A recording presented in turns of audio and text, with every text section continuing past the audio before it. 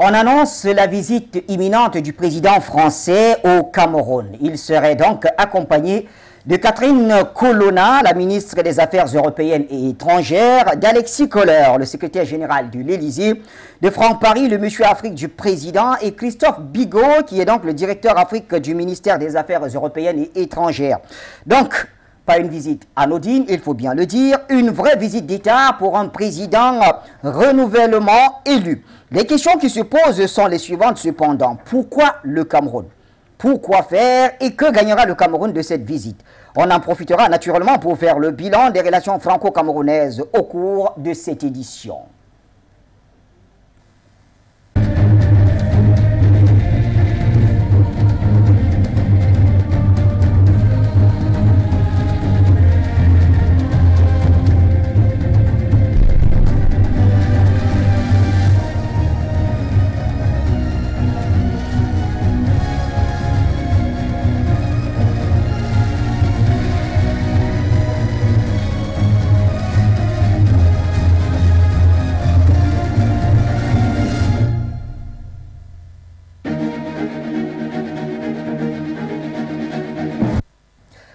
Bonsoir l'Afrique et bonsoir le monde. Bienvenue mesdames et messieurs à cette autre édition du Point sur l'actualité.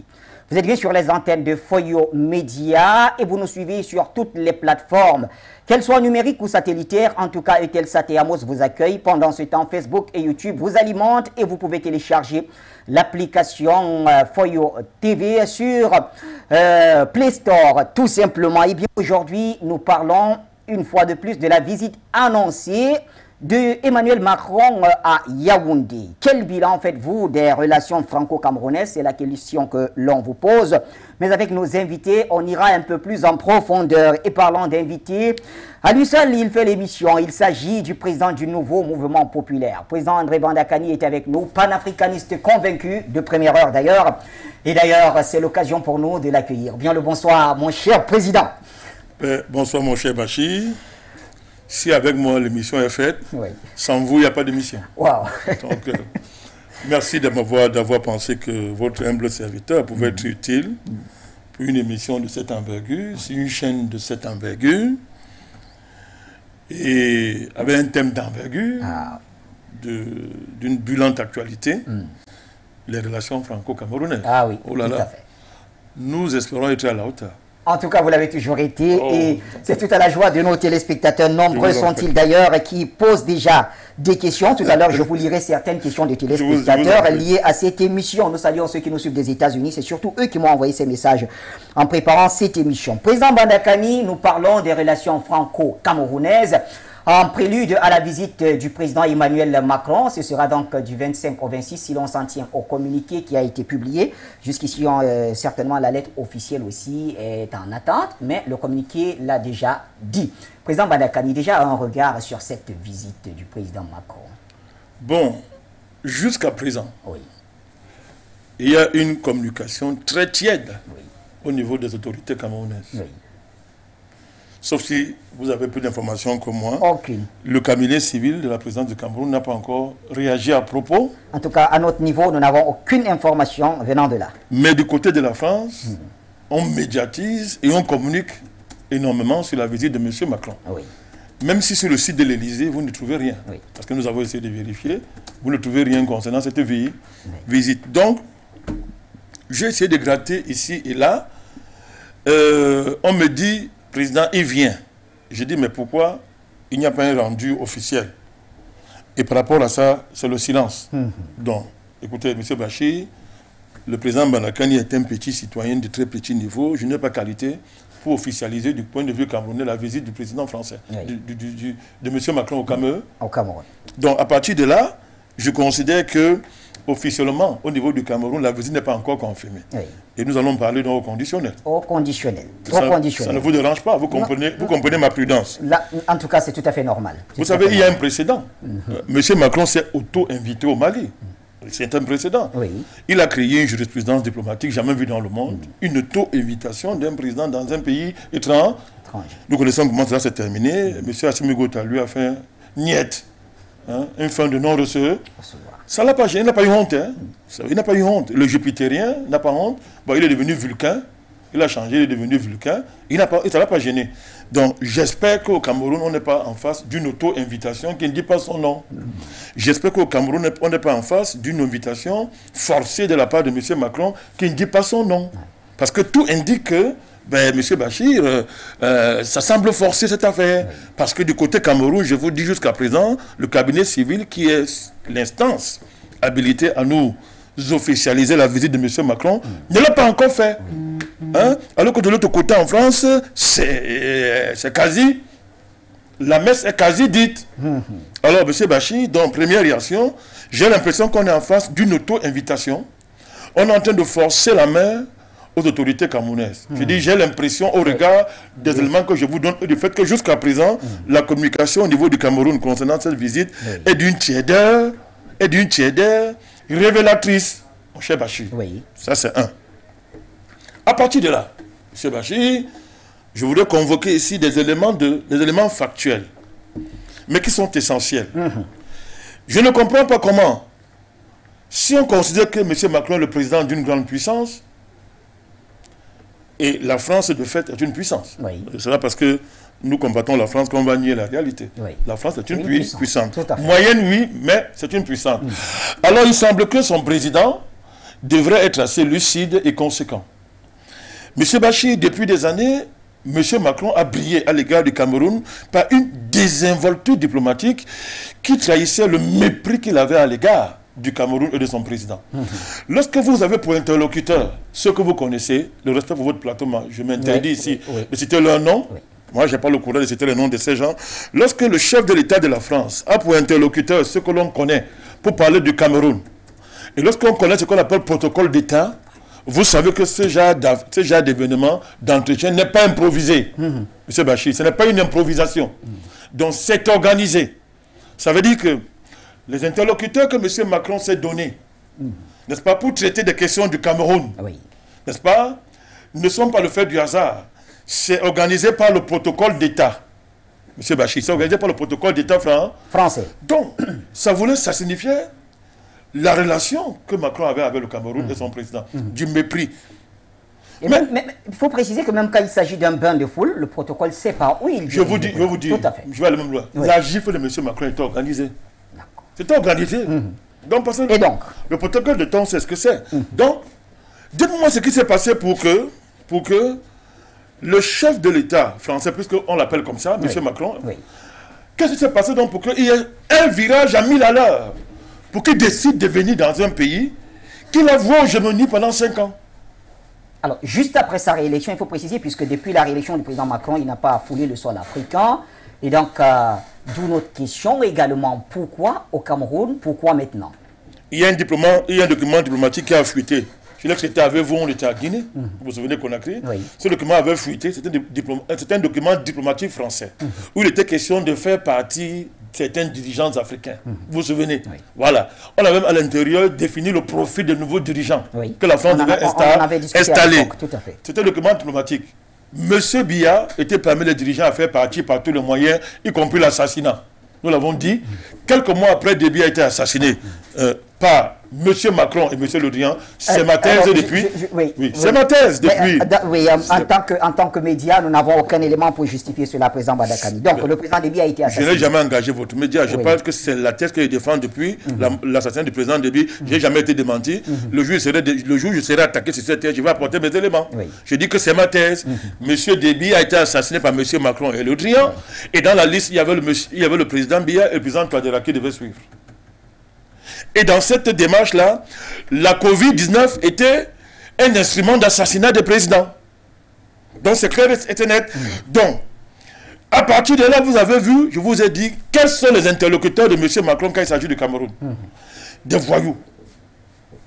Alors, qu'est-ce qui s'est passé pour que, subitement, une fois, il n'a pas été élu, il a été mal élu, il a truqué les élections, et on l'a déclaré élu avec moins de 30%, que ce soit législatif comme présidentiel. En tout cas, il a été élu, tout simplement, président. Bon, avec moins de 30%.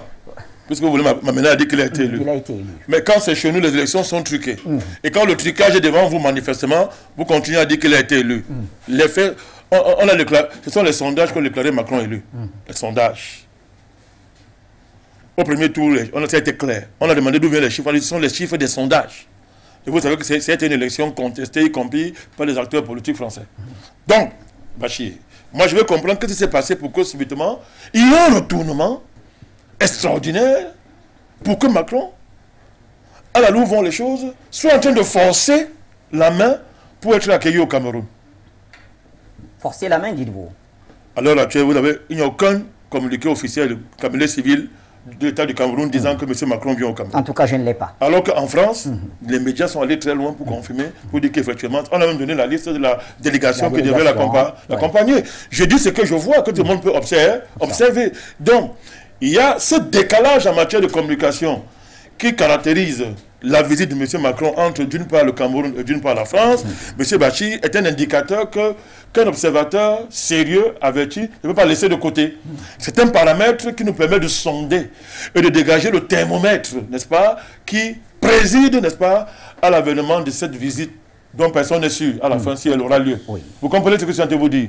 Donc, j'ai dit, M. Bachir, il y a un retournement spectaculaire. Alors, ce retournement spectaculaire ne peut qu'être expliqué que par le fait que M. Macron, n'est-ce pas, a pris conscience de sa désinvolture, de sa légèreté diplomatique, et du fait qu'il a commis la plus grosse erreur de sa vie, ça surprend ceux qui ne le connaissaient pas, de considérer que quelqu'un qui a près de 40 ans de pouvoir comme président de la République, qui a près de 70 ans d'expérience internationale, qui a vu passer tous les présidents français, qui les connaît corps à corps, qui a vu défiler tous les présidents de cette planète, mon cher Bachir, qui les a vus partir et qui est là comme étant la mémoire diplomatique et présidentielle de la planète, qu'un président de la France fasse l'erreur de ne pas tenir compte de ça et de le rabaisser au niveau des interlocuteurs que vous et moi nous connaissons, veut dire que M. Macron n'est pas à la hauteur et qu'il est descendu sur terre. Jupiter est descendu sur terre. Nous verrons comment le patriarche président camerounais va réagir à ce qui est en train de s'apparenter comme une visite à l'arraché. Jusqu'à ce jour, M. Bachir, il n'y a aucune confirmation officielle de la part du Cameroun. Très bien. Merci, Président Badakani, pour ce sujet qui nous amène à accueillir le professeur Jean-Paul Bellec qui est avec nous également ce soir. Bonsoir, prof Bellec. Merci d'être là. Et bien sûr, nous y allons. Bonsoir, Emmanuel, merci beaucoup. Emmanuel Macron a annoncé au Cameroun, donc, pour les 25 et 26, la semaine prochaine. Donc, finalement, c'est vrai que jusqu'ici, du côté de Yaoundé, il n'y a pas eu de communication officielle là-dessus. Nous restons donc sur ce qui avait été annoncé par les autorités françaises. Alors, quelle est votre lecture de cette visite annoncée? Honnêtement, si je devais m'en tenir aux données, étant physicien, je m'occupe des données, Macron ne vient pas au Cameroun, non? Parce que s'il vient au Cameroun, ça veut dire qu'il n'est pas sérieux. Nous sommes à J moins combien maintenant? Si c'est le 25, nous sommes déjà le 20, non, oublions le 20, donc on peut compter le 21. Oui. Donc c'est demain qu'on va nous annoncer officiellement que Macron arrive le 25. Bah oui, alors ok, si on passe demain, je sais que demain c'est jeudi. Oui. Alors il y aura le jour suivant, c'est le vendredi. Si ça passe, maintenant on tombe de week-end. Alors on va nous annoncer que Macron, il vient lundi, alors qu'on est le week-end, quoi, et qui va l'écouter. Donc moi je pense que c'est une visite de manipulation. Visite de manipulation. Oui. Alors, comment vous expliquez cela? J'explique cela. Je regarde d'abord moi, quand je découvre la première fois cette affaire de Macron qui vient au Cameroun, au Bénin, et peut-être un autre pays qui est le Ghana ou je sais pas, Guinée-Bissau. En tout cas, pour le moment, c'est Cameroun et ensuite Bénin. C'est ça. Et c'est Maurice Kamto qui annonce cela. Donc, le voilà maintenant la voix de son maître. Et il annonce, et depuis quand il est porte-parole? Il est un podole de Macron. Depuis quand lui, il est un podole de Macron? Il a annoncé officiellement. Et je pense qu'il est président du MRC. Voilà. Mouvement pour la renaissance du Cameroun, mais il n'est pas porte-parole de Macron.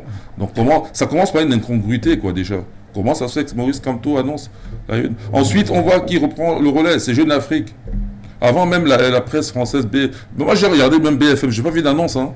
Honnêtement, j'ai l'impression que c'est une manipulation, on essaie de tester l'opinion, mais l'opinion est hostile à l'arrivée de Macron. Et s'il vient, il va sentir une opinion hostile. S'il vient, j'espère qu'il n'aura pas les honneurs qu'on accordait jadis à certains chefs d'État français, puisque nous ne sommes plus en France-Afrique. Vous savez que le Cameroun est un pays très hospitalier et qui n'a jamais rechigné quand même dans cette hospitalité. Ce qui est sûr, si M. Macron arrive, il sera accueilli de manière officielle. Non, je n'ai pas dit. Entendons-nous bien. Oui.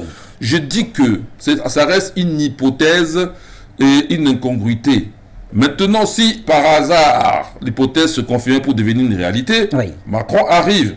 Il sera accueilli, mais pas comme il pense. Il faut qu'il soit accueilli. Il va sentir qu'il est accueilli par un pays qui lui est hostile. À commencer par les autorités camerounaises n'ont pas à faire les forums habituels avec le tralala, les gens qui dansent, et puis qui va l'accueillir. Il faut, c'est pas le président Biya qui doit l'accueillir. On va lui montrer que voilà sa place maintenant. Hein? C'est le nœud géopolitique. Au Cameroun, la France ne règne pas. Paul Biya avait dit que le Cameroun est la chasse gardée de personne. Il faut donc le faire sentir. Là, c'est l'occasion. Surtout avec un Macron. Hein, pour ne pas parler comme Père Simo. Bon, je ne vais pas le dire, hein, je sais qu'il n'est pas. Non, je ne vais pas dire, Bachir. J'ai dit pour ne pas parler comme le Père Simo. Et on s'est compris de tout le monde. Voilà. Donc, ce Macron, là, monsieur Macron, quand il va venir ici, il faut qu'il sente. En fait, c'est un combat, Bachir. Quand tu parles d'accueil, on accueille, d'accord, on accueille les ennemis, hein, mais on est en lutte, c'est un combat.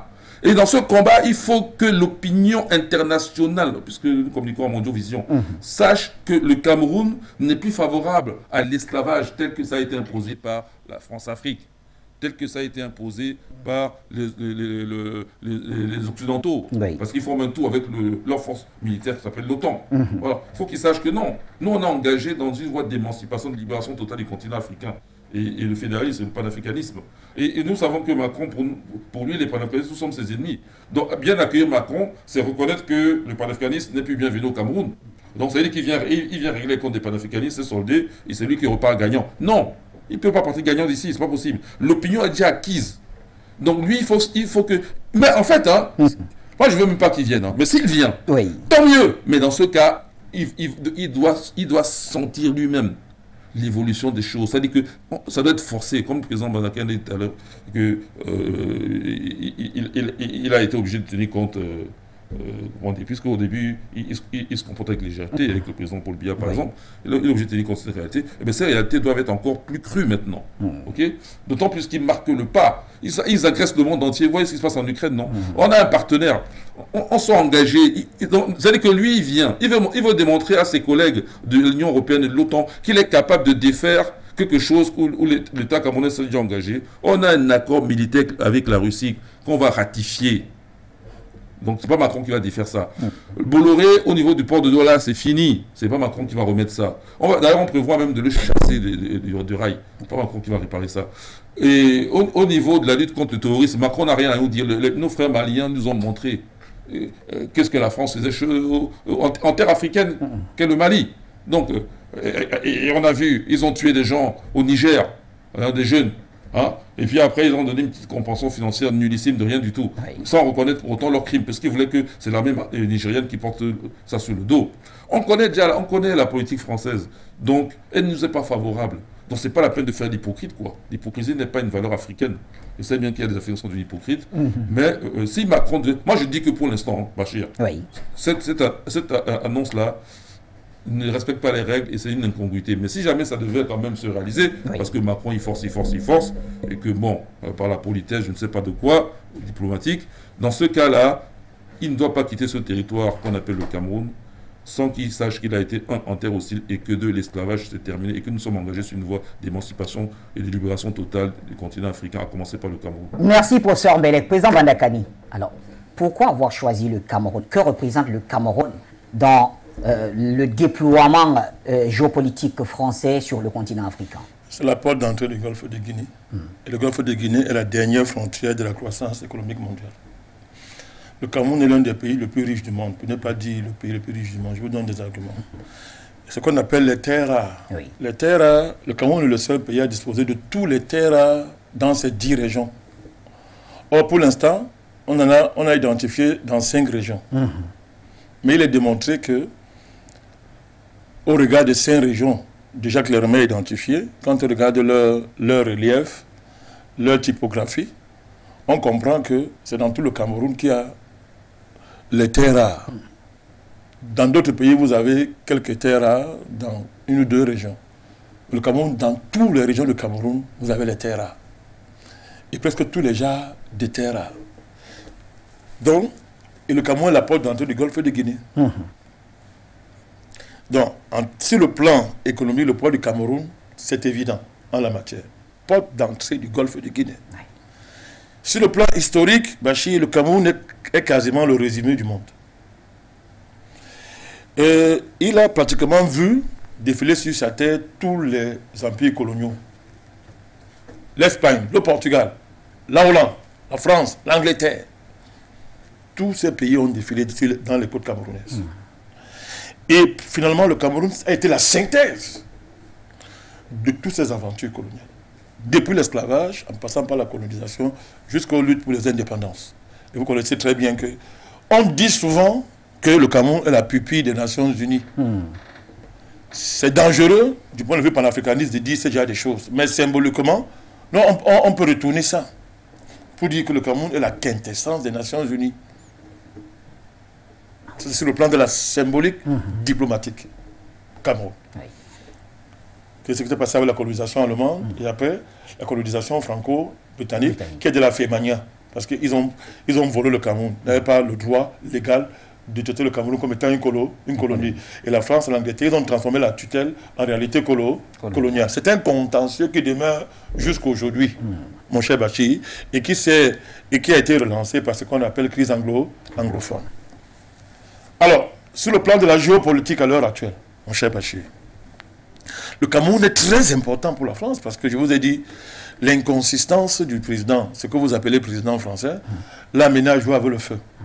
À l'heure où nous parlons, la France est en train d'être chassée sur ses terrains historiques par son patron d'hier, les États-Unis. Vous savez que la France a été un sous-traitant des États-Unis dans le cadre d'un deal historique qui a fait que, ayant perdu la guerre, elle s'est quand même retrouvée à la table des grands à cause de ces soi-disant possessions coloniales.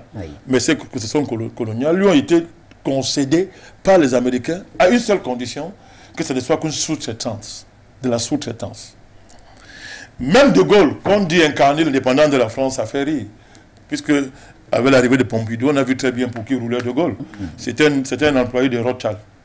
C'est vrai qu'au départ, il y a eu des frictions entre eux, mais à la fin, les Rothschild ont pris le dessus, avec cette fameuse loi Rothschild, Giscard, qui faisait que désormais, la France avait l'obligation désormais d'emprunter sur les marchés financiers pour financer son fonctionnement.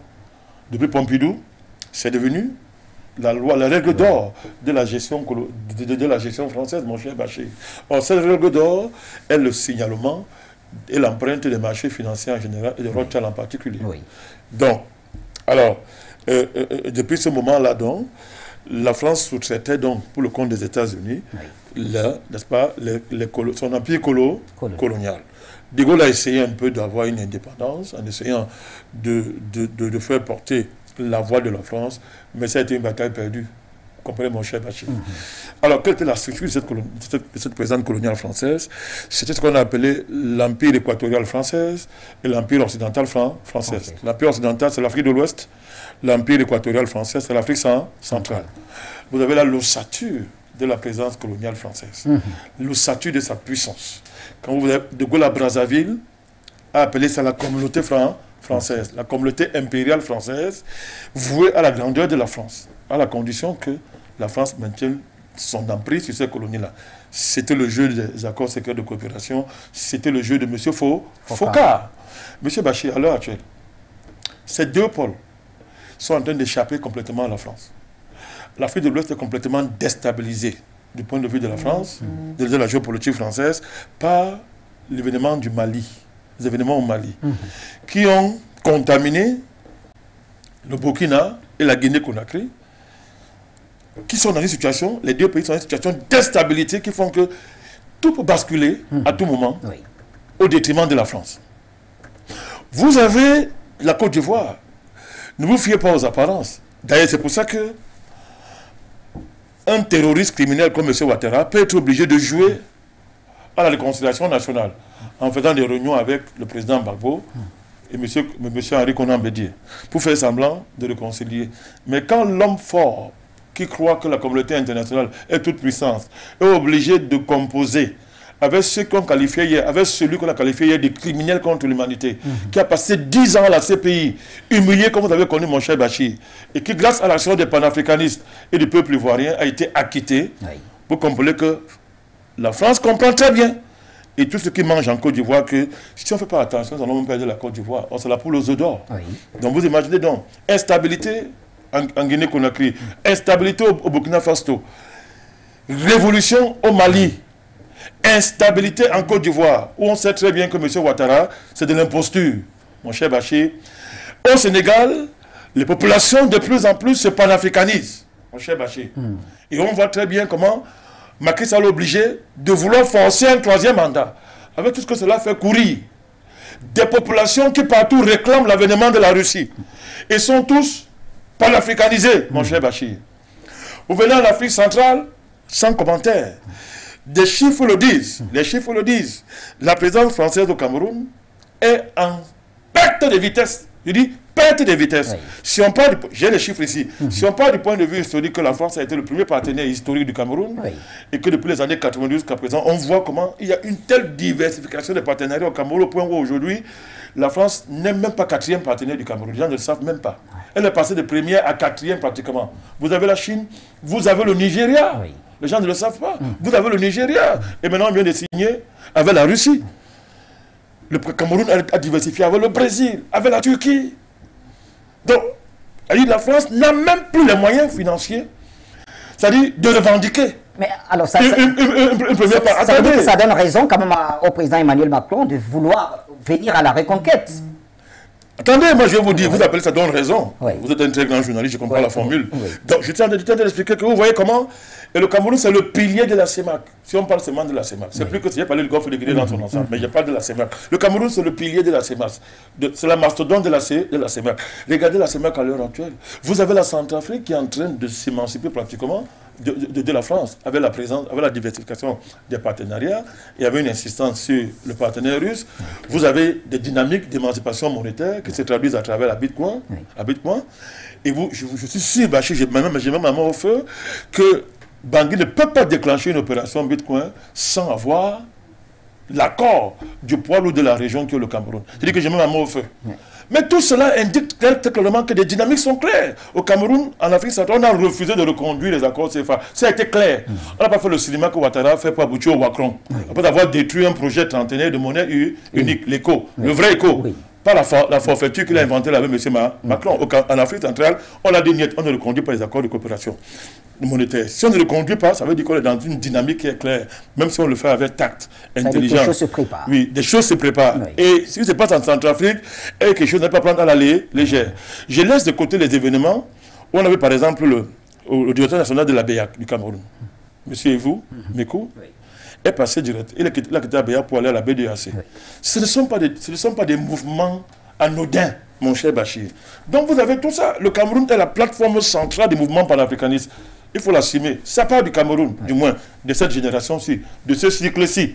Le Cameroun est le lieu, n'est-ce pas? Le lieu, la plateforme, n'est-ce pas, de ce mouvement panafricaniste. Donc, vous comprenez donc la question de savoir comment, pourquoi pendant plus de 10 ans, plus de 5 ans, n'est-ce pas? 5 ans, la France n'a pas été à mesure de comprendre l'importance du Cameroun, n'est-ce pas? Pour qu'à la fin, M. Macron se retrouve en train de forcer la main. De forcer la main pour une visite. Moi, je vais vous dire pourquoi je parle de forcer la main. Alors, nous parlons. Oui. Le seul membre du gouvernement qui s'exprime sur cette visite de façon claire s'appelle le ministre Grégoire Rewona, qui a fait une sortie pour interpeller tous ceux qui veulent dicter, n'est-ce pas, les thèmes de la visite de M. Macron au Cameroun, oui, et de cet échange avec le président Biya. Il a fait une sortie. C'est de la politique, Bachir, de haut niveau. Oui. Manifestement, il est clair que manifestement, à Yaoundé, sans parler, on est en train d'envoyer des messages clairs à M. Macron. Les messages sont clairs. Alors, j'en profite pour vous poser la question d'un téléspectateur qui nous écrit du Canada. Alors, c'est une question à 3 volets. Il dit, une auto-invitation peut-elle être refusée? Parlons de refus maintenant. Une rencontre comme celle annoncée peut-elle être refusée diplomatiquement parlant? Et puis, il rajoute en troisième, si ces deux questions étaient posées aux Camerounais, la réponse serait certainement non. Vous, qu'est-ce que vous dites sur le plateau? Assimi Goïta a refusé l'auto-invitation. De façon claire. Il n'a pas dit non, mais il a posé des conditions qui signifiaient qui étaient inacceptables pour M. Macron. Et l'auto-invitation s'est arrêtée net aux portes de M. Macron. Lui, je rappelle que c'était un scandale sur le plan diplomatique. On va passer dessus. Mais le Cameroun peut faire pareil, mais ce n'est pas moi et vous qui décidons. c'est le patriarche président Paul Biya qui décide, c'est pas nous. Donc, mais, mon cher Bachir, je réponds à monsieur en même temps. Oui. Décryptons les signes. Je vous dis que le seul membre du gouvernement qui, à l'heure actuelle, parle de ça, s'appelle Grégoire Rowona, si je me fie à ce que j'ai vu dans les réseaux sociaux. Oui. Vous comprenez? Ou, n'est-ce pas, dans une sortie, il s'en prend. Je dis bien si je me fie. Nuance. Si nous nous fions à ce que nous avons vu dans les réseaux sociaux, où le ministre Grégoire Rowona s'en prend, n'est-ce pas, à tous les acteurs politiques, dit-il, qui veulent dicter les termes, n'est-ce pas, de la visite entre les deux chefs d'État. Donc, ce que Grégoire Rowona interpelle, n'est-ce pas, il interpelle les hommes politiques, soi-disant, qui veulent imposer leur agenda aux deux chefs d'État. Mais moi, j'analyse ça du point de vue politologique. Oui. Cette sortie-là, n'est-ce pas, si elle est vraie, et jusqu'à présent, il n'y a pas eu de démenti en la matière, veut signifier quoi? Je suis en train de vous l'expliquer. On est en train d'envoyer des messages clairs à M. Macron. Bachir. M. Bachir, quand même, attendez, voyez-vous quand même. Ben, la France, c'est quand même la sixième, septième, c'était la septième puissance mondiale. Oui. Donc une puissance moyenne, qui a eu, jusqu'à un certain temps, un certain rayonnement. N'est-ce pas?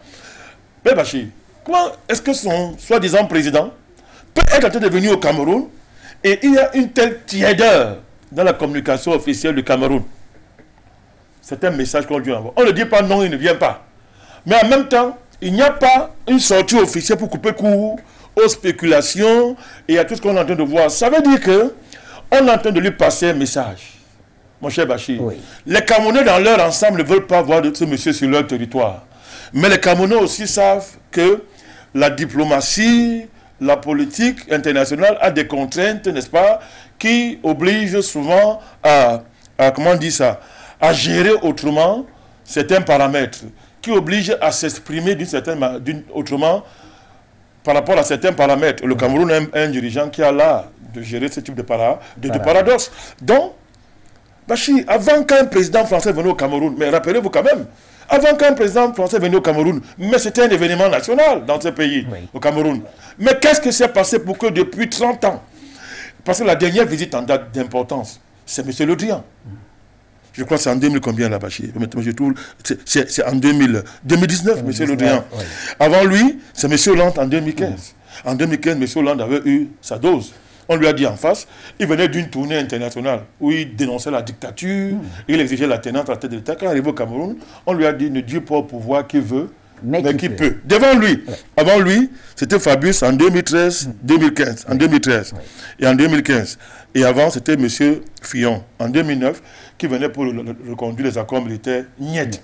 Donc, vous voyez, il y a un problème. Je suis en train de chuter, vous voulez que je chute. Vous voyez que depuis près de 10 ans, pratiquement 20 ans, on voit très bien l'effondrement de l'intensité des relations entre les deux pays, y compris sur le plan diplomatique, où hier, alors que quand le président français venait au Cameroun, c'était Dieu qui arrivait, aujourd'hui c'était un non-événement, mais il y a plus grave. Les populations n'en veulent pas. Les populations n'en veulent pas au point où c'est le président français qui est en train de forcer la main pour arracher une invitation, et pendant ce temps, à Yaoundé, au sommet de l'État, c'est le silence.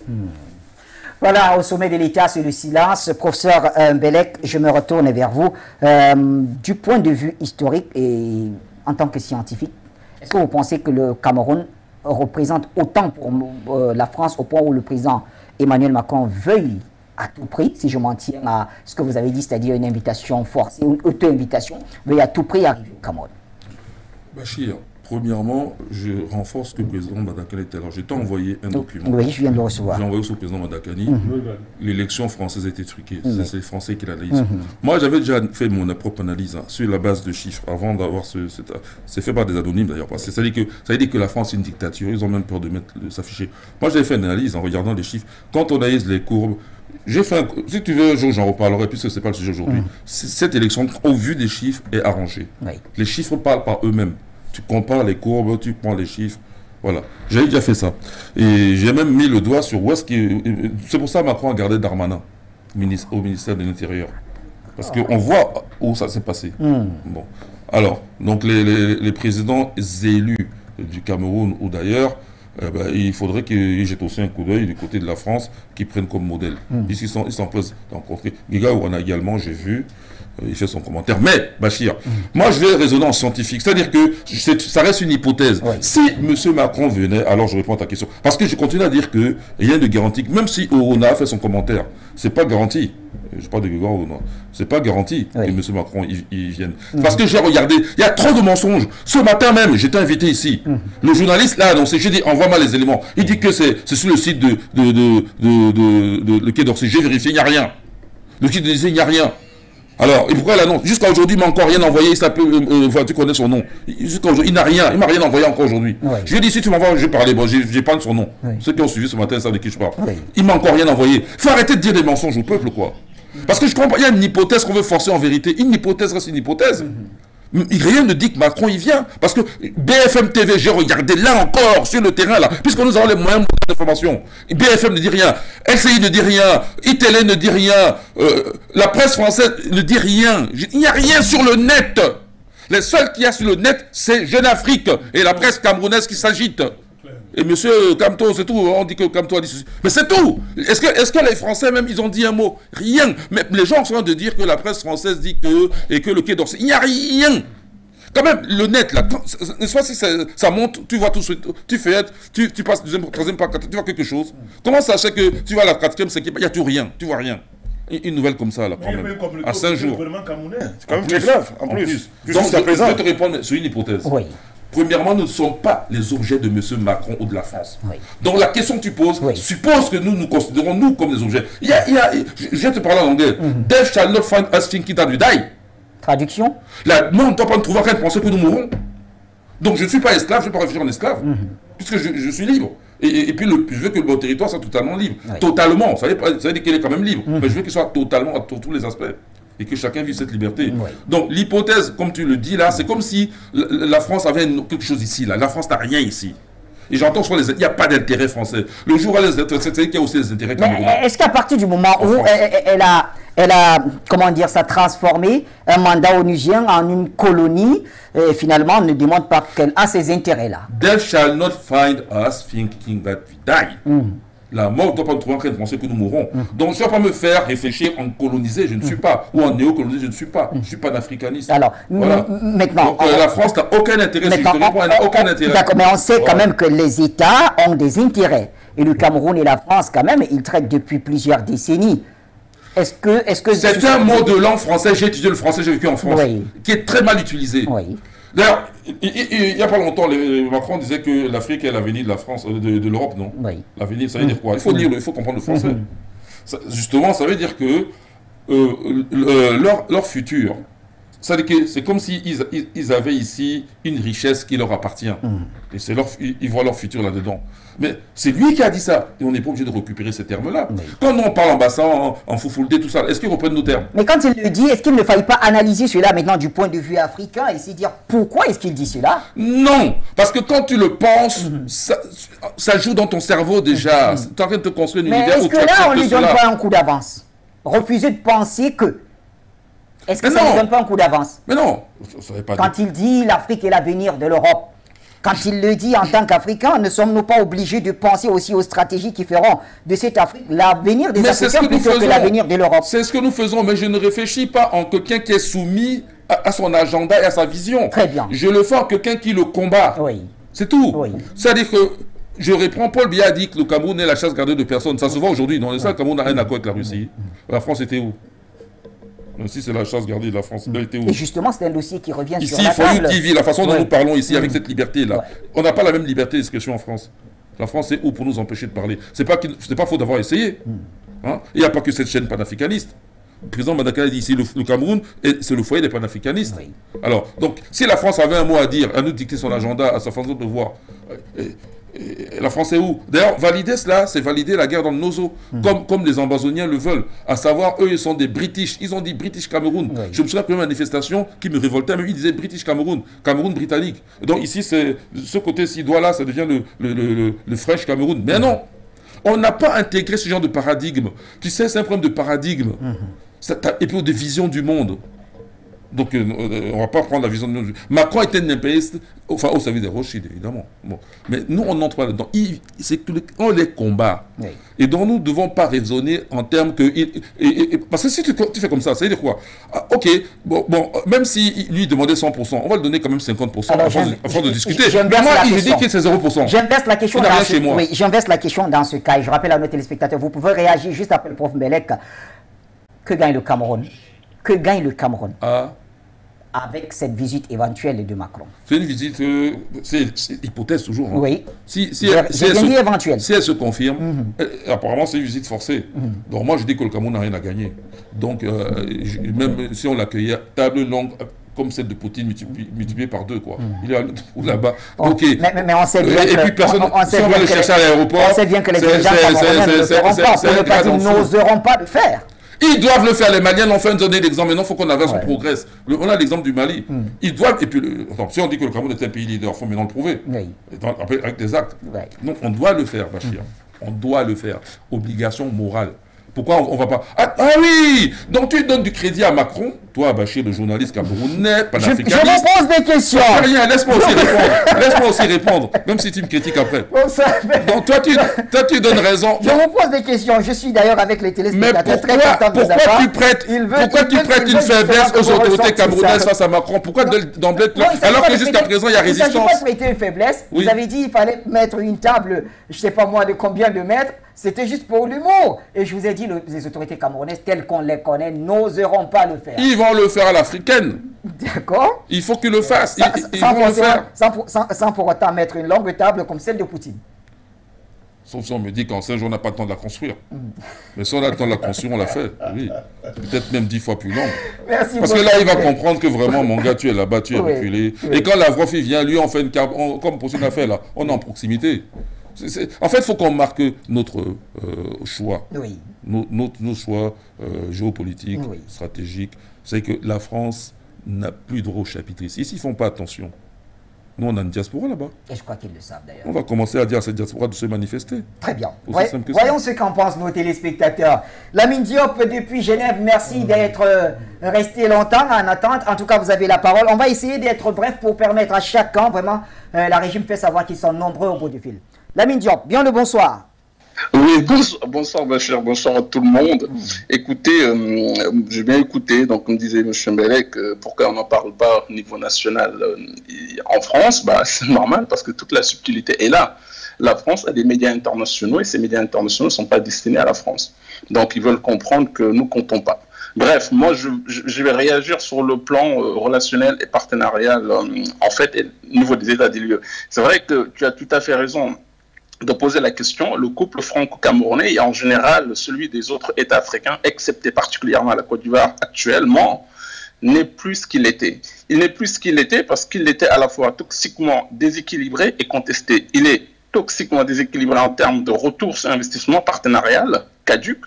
C'est pas nouveau, et en plus, c'est visé depuis 70 ans, depuis 70 ans, je veux dire, les 14 pays d'Afrique francophone s'enfoncent de pire en pire sur tous les tableaux. Notamment, notre vicieux endettement est un point terrible, et tous les rapports relatifs le démontrent. Ensuite, psychologiquement, la France est tranquille, est sûre d'elle-même, et l'Afrique noire francophone est sous embargo culturel, financiero-économique et linguistique français. Disons, si le reste du monde fonctionnait ainsi. Et ça fait une grosse différence en termes de développement. Et puis, c'est contesté de plus en plus par la vague déferlante du panafricanisme et de la jeunesse patriote africaine. C'est-à-dire, pendant très longtemps, tout le monde était d'accord, ou du moins sourd-muet, en Afrique non francophone pour que la France donne le ton. Bon, eh bien, maintenant, c'est non. Maintenant, les Africains dignes, conscients et majoritaires veulent regarder autrement. Et le résultat de tout ça, c'est que contre la France et le Cameroun, y compris d'autres nations d'Afrique non francophone, excepté la Côte d'Ivoire, de Dramane Ouattara, ça, ce qu'on ne dit pas, il y a un dissentiment de fond sur les partenariats français de toutes sortes. La France est contente de la continuité des relations franco-africaines telles qu'elles sont là aujourd'hui, et les nations d'Afrique non francophone ne se satisfont pas elle voudrait les réformer drastiquement en termes de partenariat, comme ce fut le cas avec le Mali. De toute façon, Macron va se heurter à une levée de boucliers comparable à celle qu'a provoquée Hollande, celle qu'a provoquée Sarkozy, désormais en Afrique non francophone. Alors, la question qu'on pose toujours, c'est qu'il faut plutôt voir si Macron va s'y prendre bien ou mal. Bon, moi, je pense qu'il va s'y prendre intelligemment et maladroitement et à répétition lors de cette visite annoncée au Cameroun. Et vous voulez un exemple, mon cher Bachir, quand on soulève la volonté de redéfinir ce qu'il appelle les fondamentaux de la relation entre l'Afrique noire et la France, c'est complètement idiot de soulever un problème de ce genre sans être sûr de la réponse qu'on va apporter. Parce que là, il soulève la question sans donner la réponse. Moyennant quoi, il se moque des Africains soif de souveraineté. Et en plus, il s'est fait taper sur les doigts au Mali en disant qu'il n'en est pas question, par exemple, quand l'État malien lui remercie de quitter le pays après ses prestations sécuritaires mitigées. Bon, son nom, c'est la mauvaise gestion ou un mauvais deal. Donc, je finis par là, mon cher Bachir. Donc, le Cameroun doit l'accueillir avec des colibés et des moqueries, même si on sait que des Achille Mbembe achèteront à quelques centaines de francs des égarés camerounais inconséquents afin de pouvoir offrir un accueil chaleureux déguisé à leur nouveau chef. Certes, mais l'Afrique doit faire l'état des lieux et sortir illico presto de ce guépier français séculaire, je dirais plutôt. Merci, belle fin d'émission. Merci à vous, très cher Lamine Diop. Et 2 minutes pour notre cher Gali. Voilà, c'est Gallo Céli qui nous appelle. Gallo Céli, bonsoir. À vos invités. Monsieur Ladan, je vais plutôt répondre à la question que vous avez posée. La France dit que l'avenir de la France est en Afrique. Mais c'est une réalité pas seulement pour la France, c'est une réalité pour tous les pays européens. Regardez la taille de l'Afrique par rapport à l'Europe, à la taille de l'Europe. Il n'y a pas photo. Mais sachez quand même que les Européens, quand ils se lèvent le matin, ils boivent le café qui vient d'Afrique. Sinon, ils ne peuvent pas commencer à travailler. Remarquez que pour leur dessert, c'est de la banane qui vient d'Afrique. Pour leurs petits encas, c'est les gâteaux au chocolat qui viennent d'Afrique. Pour avoir de l'électricité, ça vient d'Afrique. Pour avoir de l'énergie qu'on met dans leur voiture, ça vient d'Afrique. Donc, je ne sais pas comment on disait ça en français, mon français est très petit. C'est-à-dire que ce n'est que, je ne sais plus comment on disait, c'est-à-dire que ce n'est qu'une vérité qui se redit. Donc, de ce côté-là, il n'y a rien de nouveau sur le soleil. Maintenant, par rapport à ce que disait le professeur Bellec, pourquoi il y a tant de mystères derrière cette visite? Pour moi, c'est encore le symbole que le Cameroun est vraiment à terre. Notre pays est en pleine humiliation. Comment il peut avoir un rendez-vous entre deux personnalités d'un tel niveau et c'est en train de traîner dans les caniveaux, ni du côté du Cameroun, ni du côté de la France. J'ai l'impression que ça ressemble à ce qu'on avait vu il y a quelques mois dans les salons de l'agriculture, où M. Macron parlait de notre pays, de notre président, à un simple citoyen dans un salon de l'agriculture, c'est-à-dire qu'à côté des bouses des vaches. Donc vous comprenez que pour moi, je suis totalement d'accord avec le professeur Bellec, parce qu'il pointe cet aspect-là qui humilie notre pays. Et rien qu'à cause de ça, il nous faut dire non à l'arrivée de ce monsieur-là dans notre pays. Rien qu'à cause de cela. Bon, il y a plein d'autres choses, mais je préfère écouter et m'enrichir de tous ces enseignements. Merci à vous. Merci à vous également, très cher Gallo Céli, pour la contribution depuis le Cameroun. On quitte le Cameroun pour Gitega, vous l'avez compris, c'est le Camerounais de Bujumbura qui nous appelle, Delphin Mouyempondo. Bonsoir, cher ami, en 2 minutes, on vous écoute.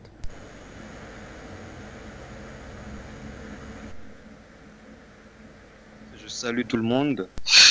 Il y a un élément que j'aimerais apporter à tout ce que j'ai entendu. D'ailleurs, je suis d'accord avec tout ce que j'ai entendu. Vous savez, le fonctionnement de la France est fait de telle sorte que, à partir, grosso modo, et mon aîné Mbelek pourra le confirmer, à partir de la mi-juin, début juillet, tous les grands fonctionnaires partent en vacances. Ce qui veut dire que des chaînes comme France Info, BFM TV et autres, en ce moment, ils fonctionnent davantage grâce à des stagiaires que grâce à des journalistes, j'allais dire, titulaires. Donc les stagiaires n'ont pas vocation à promouvoir des infos comme celles que nous sommes en train d'analyser ce soir. Et il n'est pas non plus impossible que, comme l'a dit le président du nouveau mouvement populaire, la France soit un peu timorée, vu la douche froide qu'elle s'est prise vis-à-vis de notre président, M. Goïta. sachant que Paul Biya est beaucoup plus expérimenté que son jeune frère Goïta. Donc, j'ai même ouï dire que cette visite aurait lieu le soir. C'est-à-dire que l'avion présidentiel français viendrait chez vous, au conditionnel donc, le soir. Donc, de la part de la France, il y a une forme de réserve, de timidité, parce qu'elle ne veut pas être plus humiliée qu'elle l'est déjà. J'ai bien aimé l'expression de mon aîné Mbelek. La France est un nain géopolitique.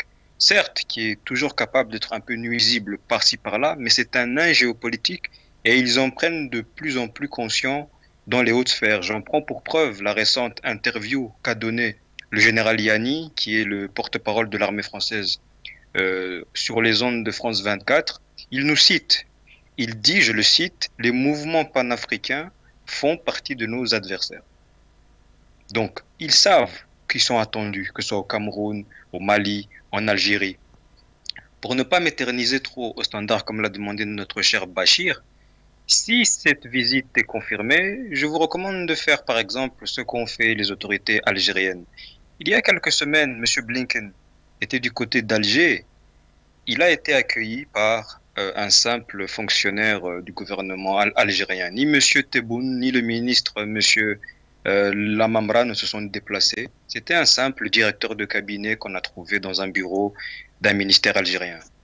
Donc, M. Mbelek disait que le Cameroun doit commencer à prouver dans ses actes qu'il est un pays leader dans le combat panafricaniste. Eh bien, vous pouvez envoyer un monsieur tout à fait, je dirais, correct pour accueillir M. Macron. Et surtout, comme je l'ai dit lors de mes précédentes interventions, assurez-vous que France 24 ne manque pas ce spectacle. Et nous allons commenter cela ici à domicile, comme il se doit, avec des relents panafricanistes.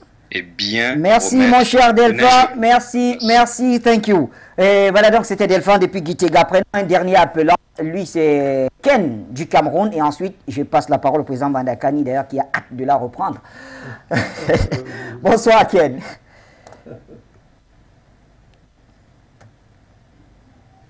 Bonsoir frère Bachir, idem à tes invités.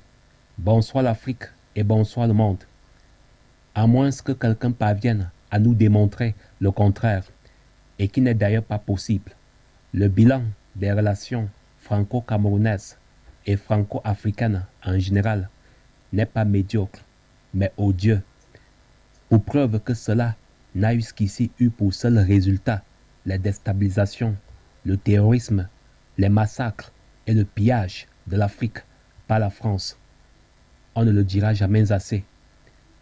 Et de surcroît, cette France fait tout pour s'éterniser en Afrique et garder l'Afrique sous son hégémonie à travers ses instruments de servitude tels que les bases militaires. La France ose se mêler sans cesse des affaires internes de l'Afrique. Elle ose aussi tirer sans pitié sur des dignes dirigeants africains adoubés par leur peuple, avec pour motif qu'ils s'éternisent au pouvoir, alors qu'elle-même veut s'éterniser en Afrique et s'entête à ne pas quitter l'Afrique, malgré la volonté et la demande des peuples souverains d'Afrique de la voir quitter l'Afrique. Voilà, je m'arrête ici. Merci. Voilà, merci à vous également, cher Ken. On retournera au téléphone dans d'autres minutes. Pendant ce temps, c'est la minute du président Bandakani. Président Bandakani, alors, voilà, le message est donc passé par ici. Abordons cet autre aspect, peut-être, en tout cas, vous allez dérouler comme vous voulez, mais sur le bilan. Oui. Quel bilan vous faites des relations franco-camerounaises, justement en s'appuyant, en prenant le prétexte de cette éventuelle visite? Bon, jouons les éléments de langage. Oui. Faisons comme si on était des observateurs, soi-disant objectifs, qui ne veulent pas froisser la France. D'accord. Faisons comme si on était français. Oui. Bachir, j'ai les chiffres ici. En 2019, oui. Ça c'était avec la venue, je crois, de M. Le Drian, je me trompe pas. Oui. Oui. Après 5 années de contraction, les exportations françaises vers le Cameroun se sont redressées, atteignant 341 milliards, c'est-à-dire 519,7 millions d'euros. Oui. Tandis que les importations françaises depuis le Cameroun s'élevaient à 148 milliards, c'est-à-dire 200,25,6 millions d'euros. Si on parle des chiffres de 2019, ça c'est le rapport importation-exportation. Donc, de manière très diversifiée, la présence française économique au Cameroun est le fait d'une centaine de filiales et d'environ 200 entreprises appartenant aux États français, qui opèrent dans les domaines de l'exploitation pétrolière, de l'agro-industrie, du bois, du BTP, bâtiments travaux publics, de la banque, des assurances, des services de transport, de la logistique ou encore la distribution. Le stock d'investissement direct à l'étranger français au Cameroun, n'est-ce pas, en 2019 s'élevait à 853 millions d'euros. On observait une baisse de 23% sur un an. Donc, ça dit que voilà, ça dit que si on peut donner une idée.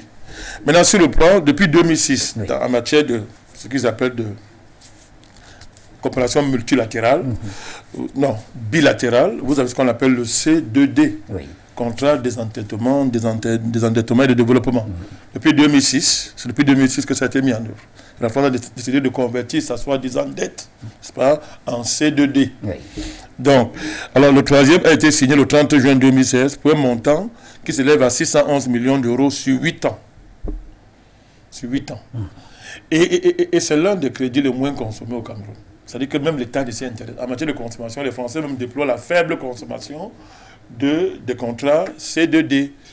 Et pourquoi? Parce que c'est de la fémania. C'est-à-dire que la fémania, ils volent notre argent à travers le franc CFA, ils nous le prêtent, ils nous disent de rembourser. Et après ils disent que bon ok, ne remboursez pas, mais on va créer un compte. Le remboursement, on met dedans.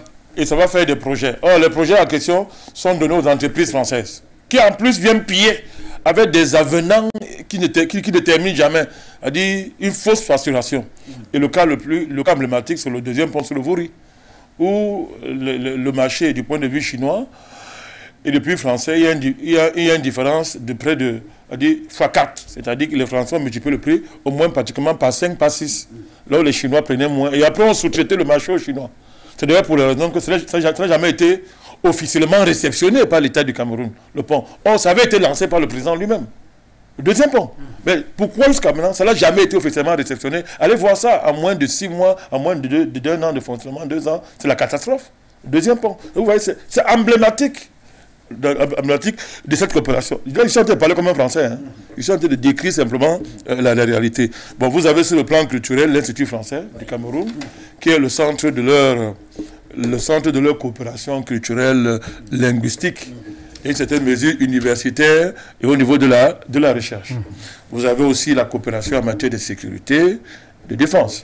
Il y a encore la formation dans le cadre d'école nationale à vocation régionale contre l'école supérieure, je crois, internationale, quoi, les SIC. Je pense que c'est une école de formation à vocation régionale, en défense et en sécurité. Et un peu aussi dans l'aide humanitaire. L'aide humanitaire, vous avez au Cameroun, la dernière aide s'est élevée en 2020 à 2,8 millions d'euros. Et 1,25 million d'euros ont été alloués à des projets de stabilisation dans le domaine de la justice, de la jeunesse, des médias, de la sécurité. Le Cameroun a valablement profité quand même de sa coopération avec la France. Non, je vous ai dit que là, je parlais comme si j'étais français. Oui, justement, sur la base de ce que vous avez éclairé. Ce sont des chiffres. Ça, c'est même quelque chose un peu plus. Ces chiffres, oui, ne signifient rien. Oui. Parce que ce sont des chiffres, on appelle ça, c'est de la statistique officielle. Maintenant, il faut entrer dans le fond des choses. Oui. Alors, maintenant, quand vous avez vu ça, tout ça, ça veut dire quoi? La France, historiquement, là maintenant c'est d'un point de vue, je fais de l'analyse maintenant, l'analyse historique. Historiquement, je vous ai dit, ça a été le premier partenaire du Cameroun. C'est la France qui a colonisé le Cameroun en dernière instance. Et c'est la France qui a présidé dans les conditions que l'on sait la cession du Cameroun en indépendance, en massacrant les patriotes et en imposant une fausse indépendance. Elle nous a fait signer des accords de coopération sur le plan monétaire, sur le plan éducatif, dans tous les domaines, sur le plan culturel, le Cameroun n'existait pas. Le Cameroun était, de fait, une colonie française, transformée en néocolonie. Nos devises étaient confisquées à 100% par le trésor français. 100% de donc tout ce que nous vendions à l'extérieur était versé dans le compte d'opération. La France en faisant ce qu'elle voulait. Elle a fait des réformes, il y a 1, 2 ou 3 réformes, qui ont fait croire qu'on était passé à 50%. et que 50% étaient laissés à la gestion de l'État du Cameroun. Mais même les 50%, c'était faux. Ces 50% qui étaient des avances budgétaires étaient des prêts. On nous prêtait, on dit avance budgétaire. On dit avance budgétaire garantit toujours pas les 50% qui restent. On dit j'avance, je t'avance ton argent. Je te fais une avance. Donc du coup, je fais une avance, ça veut dire que tu dois, comment on dit ça, cette avance-là, tu dois le réaliser. Tu dois le réaliser. C'est-à-dire en fonction des 50% qui restent là. Donc en fait, nos 100%, ça a toujours été 100% confisqué, mon cher Bachir, sur le plan monétaire. La France nous a imposé les cultures de rente. C'est-à-dire les cultures de rente, c'est-à-dire que nous exportons ce que nous ne consommons pas et nous importons ce que nous consommons. Oui. Ça fait que nous sommes permanemment en déficit et du coup, on est obligé de s'endetter. La dette du Cameroun aujourd'hui, on parle officiellement que c'est à 45% du produit intérieur. Le gouvernement camerounais s'en vante à travers son ministre des Finances. Ça fait sourire. Mais c'est que la structure de cette dette pose énormément de problème. Pendant 50 ans, vous vous êtes endetté sans transformer structurellement votre économie. Ça veut dire qu'à la fin, comme par exemple aujourd'hui au Cameroun, vous avez des pénuries, par exemple aujourd'hui, on a une situation pratiquement de pénurie de carburant. Oui. Et le FMI demande de lever la subvention, de plus subventionner le carburant. C'est-à-dire que l'État, entre guillemets, à travers un manque fiscal à gagner, à dessein, pour le FMI pèse 700 milliards par exemple cette année, si on regarde, pour 700 milliards en termes de subventions. Le FMI dit de prendre l'argent et de lever les subventions. Oui. Donc, explosion des prix de l'essence. Mais ça pose un problème. Nous avons une raffinerie que la France nous a donnée, entre guillemets. Ils ont dit qu'on vous donne la raffinerie. Mais c'est faux. Ils nous ont endettés pour donner une raffinerie qui ne raffine pas le pétrole du Cameroun. Le Cameroun, c'est un producteur de pétrole, mais qui ne raffine pas son pétrole. Du coup, nous sommes obligés d'acheter le pétrole, alors que nous, on produit le pétrole. À cause de la raffinerie qu'on nous a, soi-disant donnée, mais qui ne raffine pas notre pétrole. Voilà d'autres figures emblématiques de cette coopération-là, avec aujourd'hui, nous achetons le bitume à l'étranger extrêmement cher, alors que c'est un dérivé naturel de notre pétrole qui aurait pu servir, par exemple, à ne pas dépenser de l'argent à importer du bitume, et en plus du mauvais bitume, mon cher Bachir. Or, de manière structurelle, Bachir, le franc CFA, en soi, bloque les potentialités économiques de notre pays. On appelle ça, en langage économique, le blocage des forces productives, mon cher Bachir. Parce que quand vous êtes obligé de vous investir dans les productions de rente, mon cher Bachir, vous produisez des trucs, vous le maîtrisez par le marché international. Vous n'avez aucune maîtrise sur les marchés, vous vendez. Aucune maîtrise, mon cher Bachir. Du coup, au lieu d'orienter votre économie pour satisfaire vos besoins, vous orientez vos forces productives pour produire des choses qui, en fait, ne vous rapportent rien. Ça rapporte les devises, c'est confisqué par l'étranger, et une bonne partie, ça encourage le fonctionnariat, mon cher Bachir. Donc, on ne développe pas l'économie. Ça fait qu'aujourd'hui, nous avons toute une partie de notre population qui ne travaille pas, gaspillage de notre capital humain. Or, l'être humain, c'est la richesse. Il y a un taux de chômage au Cameroun qu'on ne peut même pas décrire, qui font que la ressource humaine du pays est abondante, mais elle n'est pas utilisée. Et le pays importe tout. Importe tout. C'est maintenant que le gouvernement camerounais est en train de dire nous allons passer à la transformation structurelle de notre économie. Mais c'est encore, ce sont des mots. Mais après combien d'années d'indépendance? Pourquoi? À cause du carcan du franc CFA. Figure emblématique de la coopération française, mon cher Bachir. À cause du carcan des accords coloniaux sur l'éducation qui font qu'on a un système éducatif complètement étranger aux besoins de notre pays, le Cameroun. Et c'est vrai dans tous les pays africains francophones, mon cher Bachir. Sur le plan culturel, l'asservissement et l'aliénation n'est plus à décrire, mon cher Bachir. Ça fait donc qu'aujourd'hui, alors je vous parle, donc, vous me demandez quel est le bilan, mais ça va de soi. Quelqu'un a dit qu'il est odieux, puisque c'est la continuité coloniale. Alors nous parlons, je vais vous donner des éléments symboliques. Le même Jeune Afrique qui manipule sur cette visite, et ce n'est pas le fait du hasard.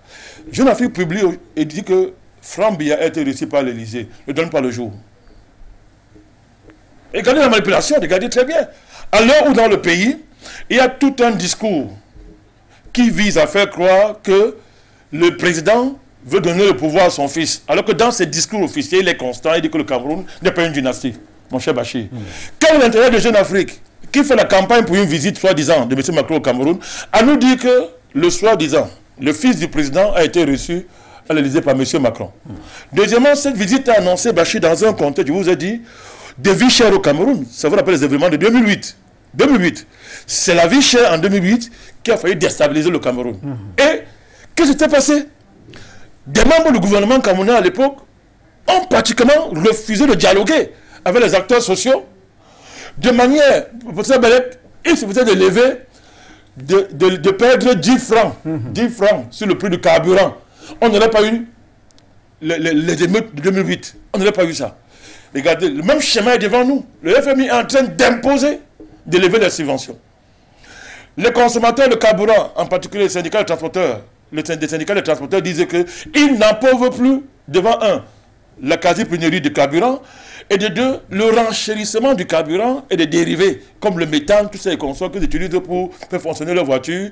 Et ils sont d'avertir le gouvernement camerounais. C'est dans ce contexte qu'on vous annonce la visite d'un monsieur Bachir, qui vous dit qu'il va rencontrer près de 1500 membres de la société civile, dont la profession officielle est de faire les révolutions de couleur dans un pays. Il faut comprendre très bien tous les enjeux qu'il y a derrière cette soi-disant visite. Mais ça, c'est leur projet.